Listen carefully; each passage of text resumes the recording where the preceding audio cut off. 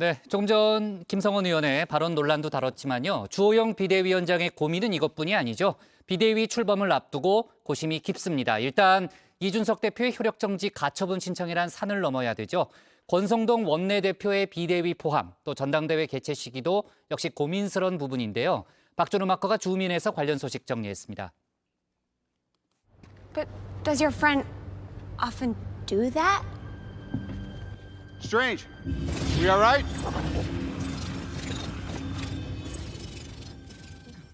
영화 어벤져스 시리즈의 한 장면입니다. 이 가부좌를 튼 닥터 스트레인지가 뭔가 명상에 잠긴 모습이죠. 눈을 감은 채 고개를 이리저리 흔드는데요. 뭘 하고 있는 중일까요?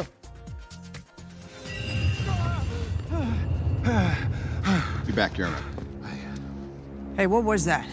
Went forward in time to view alternate futures, to see all the possible outcomes of the coming conflict.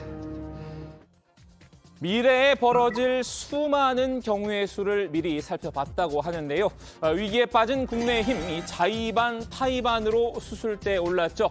메스를 잡을 집도위로는 주호영 닥터가 임명됐는데요. 이 주호영 비대위원장 지금쯤 닥터 스트레인지에 빙의했을 듯 싶습니다.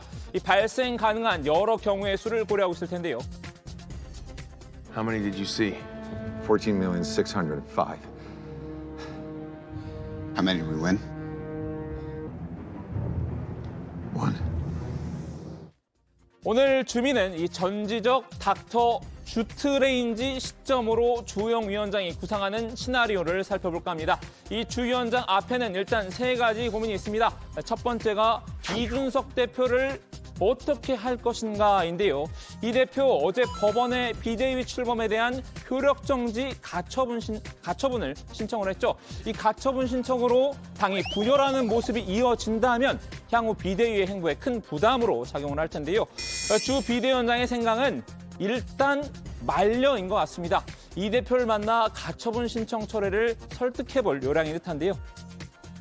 저는 이제 다각도로 접촉 노력을 하고 있고 이제 이 대표 측에서 마음을 내서 만날 결심을 해야 일이 이루어지지 않겠어요? 이 대표가 마음의 문을 열어주길 바라고 있는 눈치죠. 하지만 이 대표 측은 법적 대응을 철회할 움직임도 전혀 없어 보이는데요.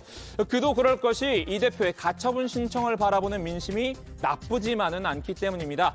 오늘 발표된 이 대표의 가처분 신청 관련 여론조사를 살펴보면요. 이 가처분 신청이 인용돼야 한다는 응답이 이렇게 46.4%, 그리고 기각돼야 한다는 응답이 34.4%로 인용이 기각보다 높게 나타났습니다. 이 대표 측은 과거 주 위원장 역시 당을 상대로 법적 대응을 했던 사실도 지적했는데요.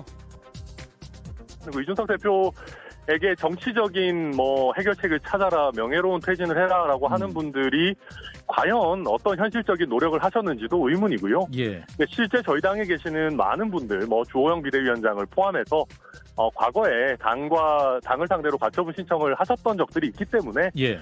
이준석 대표에 대해서만 유독 엄격하게 봐야 된다고 생각하지는 않습니다.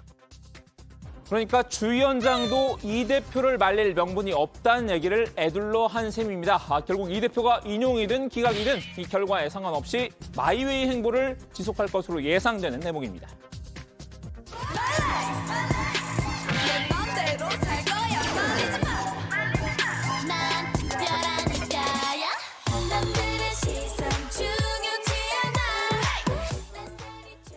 여기에 이 대표를 지지하는 당원 모임이죠. 이 국민의힘 바로 세우기도 오늘 법원에 효력정지 가처분을 신청을 하면서 이 대표에게 힘을 보탰는데요. 내일 이제 아마 저희가 그 단체 소송할 것 같은데 한 1,560명 정도는 확실하게 의사를 표현을 했습니다. 그래서 이건 당원들이 그렇게 한다는 것은 저는 유례를 좀 찾기 힘들고요. 이 당원들의 분노, 그리고 카페 가입자도 지금 2,500명이 넘었거든요. 주 위원장도 신경이 곤두설 수밖에 없었나 봅니다. 오늘 이 대표 관련 질문에 날카로운 반응을 보이기도 했습니다.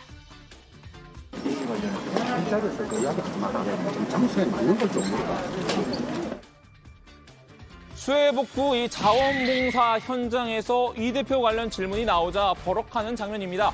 주 위원장 이 대표와 접촉은 지속적으로 시도하겠지만요. 동시에 소송전도 준비할 수밖에 없는 상황입니다. 만약에 사법 절차가 개시된다면 법적 과정을 통해서 정리될 수밖에 없지 않을까. 법률 지원단의 도움을 받고 또 필요로 하다면 전문적인 법률가의 도움도 받을 생각입니다. 이 대표의 전면전 선언과는 별개로 주 위원장은 지금 비대위원 인선에도 속도를 내고 있죠. 다만 또 한 가지 걸리는 부분이 있습니다. 윤핵관으로 꼽히는 이 권성동 원내대표의 거취를 두고 당 일각에서 책임론이 불거진 건데요. 권 원내대표가 비상 상황에 대한 책임을 지고 원내대표직을 내려놔야 한다는 주장입니다. 당헌 단계로 고치든지 본인이 원내대표 자체를 사퇴하든지 하지 않는 이상은 그 어려운 일이기 때문에 어쩔 수 없는 부분이 있는 것 같고 이렇게 만약에 들어오게 된다면 본인이 그런 비판을 의식해서 역할을 잘해주시는 게 중요한 것 같습니다. 차기 당권 주자들도 이 권성동 책임론을 제기 중인데요. 권 원내대표에게 재신임을 물어야 한다는 겁니다. 거기에 대해서도 사실 권 원내가 네.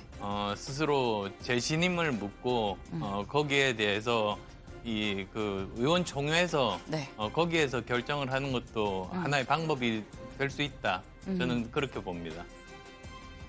당사자인 권 원내대표는 책임론에 대해서 불쾌감을 고스란히 드러냈는데요. 이 원내대표직 사퇴는 물론 비대위 불참에 대해서도 선을 그었습니다. 한마디로 말도 안 되는 소리라는 입장입니다.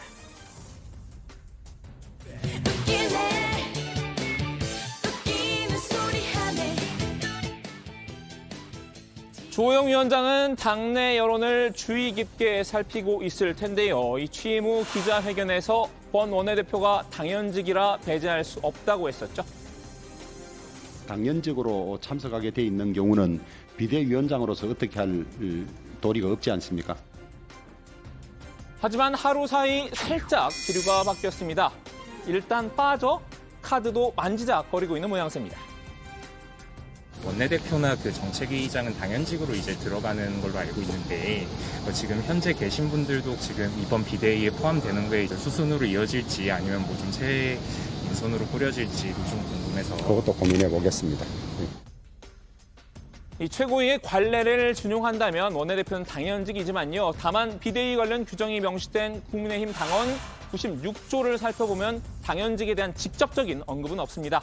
이 당헌이야 뭐 해석하기 나름이겠지만 주 위원장은 과연 어떤 정무적 결단을 내리게 될까요? 빠져. 주 위원장의 또 다른 고심, 비대위 기간을 얼마나 유지하느냐인데요. 먼저 당권 주자들은 관리형 비대위를 말하고 있죠. 비대위 기간은 짧으면 짧을수록 좋다는 생각입니다. 이번 비대위원장이 해야 될 일은 역시 다음 전당대회를 관리해야 되는 거 아니겠습니까? 그렇죠. 주호영 비대위원장은 정기국회를 아예 다 끝나자 이렇게 얘기를 하시는데요. 그 중간도 가능하지 않나 이런 생각을 합니다. 비대위를 장기화시키는 것은 우리 스스로 계속 그 비상 사태에서 벗어나지 않고 있다는 것을 자인하는 것과 비슷한 거죠. 이런 상황을 조기에 해소해서 당을 정상화, 안정화시켜야 되는 것이지. 조기 전당대회를 개최해서 차기 당대표를 되도록 빨리 선출해야 한다는 건데요. 반면 주 위원장의 판단은 일단 미뤄입니다. 당 일부에서는 실무적으로 짧게도 가능하다, 빠르게 안정화를 시켜야 된다라는 목소리도 있습니다. 그러면 비대위를 할 거 뭐 있어요? 선거관리위원회를 구성해가 하면 되지. 이 조기 전당대회 개최에 부정적인 견해를 피력한 셈인데요. 주 위원장은 당장 당에 필요한 혁신과 전당대회 관리란 이 두 마리 토끼를 모두 잡겠다는 심산입니다. 우리 비대위는 혁신과 변화를 꾀하는 일을 함과 동시에 전당대회도 관리해야 되기 때문에 저는 비대위의 성격을 지으라면 혁신형 관리 비대위다 이렇게 명명하고 싶습니다. 자, 오늘은 이 닥터 주트레인즈가 생각하는 향후 시나리오는 뭔지 살펴봤는데요. 주 위원장, 지난해 당대표 선거 때도 정치적 연륜을 앞세웠었죠. 이번에도 연륜을 무기로 위기를 헤쳐나갈 수 있을지 주목됩니다. 오늘 주민 한마디는 과거 주 위원장의 말로 대신하겠습니다. 우리가 에베레스트를 원정하려면 동네 뒤산만 다녀서는 안 되고 설악산이나 지리산 등 또 중간 산들도 다녀보고 원정대장을 맡아야 하지.